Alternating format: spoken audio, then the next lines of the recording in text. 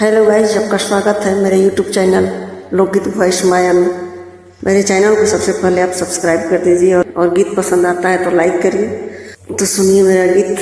काहे लागी कृष्ण हो गैया चरवले, काहे हो लागी ना कृष्ण बंसिया बजवले, काहे हो लागी ना दूध लागी कृष्ण हो गैया चरवले, शबदवे लागी ना कृष्ण बंसिया बजवले, शबदवे लागी ना।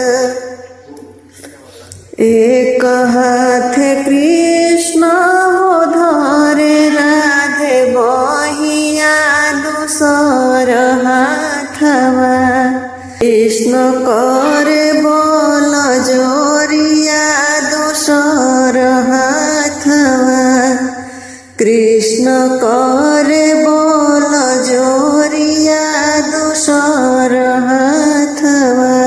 छोड़ छोड़ कृष्ण हो मोर दाहिन बहिया, रोवत रे होई ना हमरा गोद के बलाकवा, रोवत रे होई ना।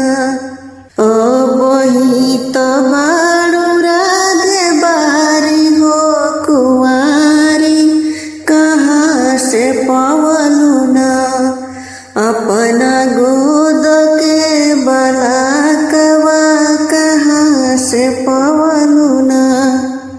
गंगा नहाइनी सूरज गोड़ लगनी, आदित्य रे दिहले ना हमरा गोद के बलाकवा, आदित्य रे दिहले ना।